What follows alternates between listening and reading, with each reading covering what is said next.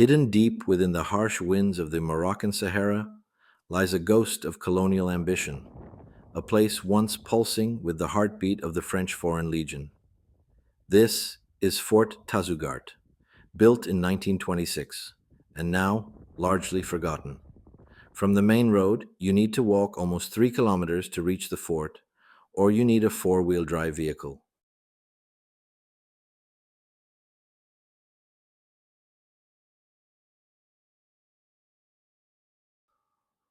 Settled high on a plateau at the southern end of the Oued Guir River Valley, the fort stands about 4 miles south of the remote village of Tazzougert and 15 miles west of Bou Denib, a major French military base of the time. To the west, a small oasis connects to life. To the south, the open desert stretches endlessly toward Algeria.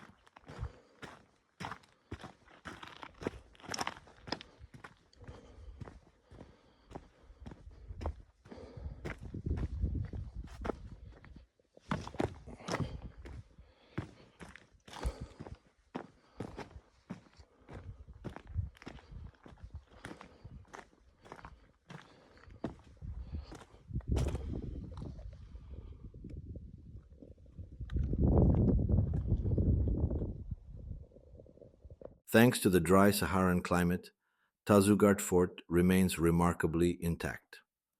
Outer walls and towers still stand, and the remains of inner buildings are clearly visible, though roofs are gone. Archaeological surveys have found tunic buttons, belt clasps, cartridge cases, and grenade fragments.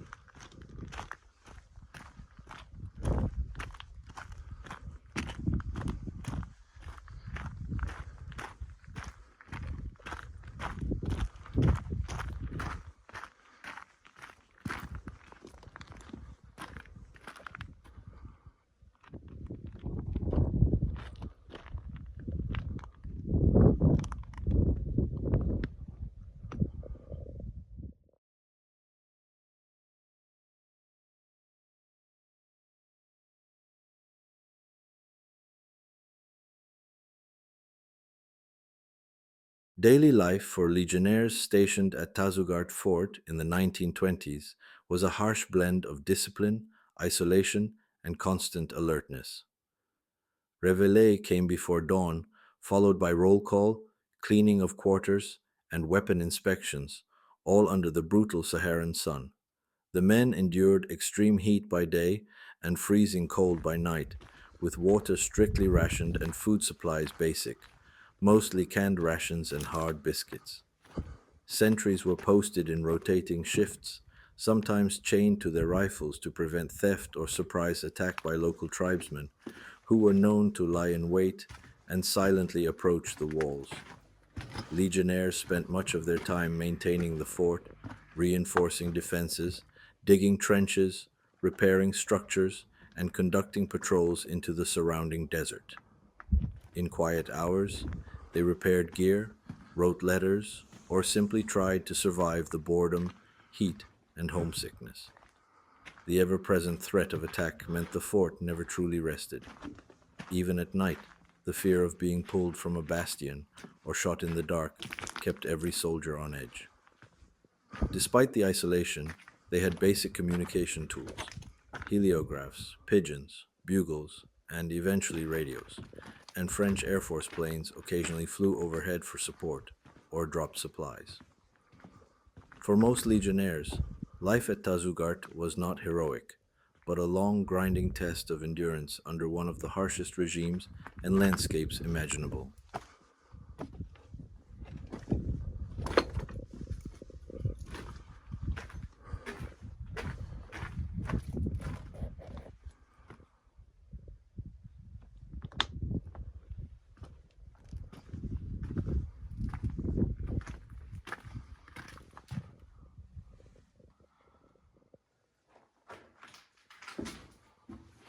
Tazougart Fort was built in 1926 by the French Foreign Legion as part of France's broader strategy to pacify and control southern Morocco. Strategically located on a high plateau overlooking the Oued Guir Valley, the fort was constructed using local stone and mud brick, blending with the environment to offer natural camouflage. Its layout followed classic Legion design: thick outer walls, corner towers, and a central courtyard with barracks, storage rooms, and water cisterns. Built in a remote and hostile desert zone, the fort was meant to be self sufficient, durable, and defensible, capable of withstanding both raids and sieges from Berber resistance fighters.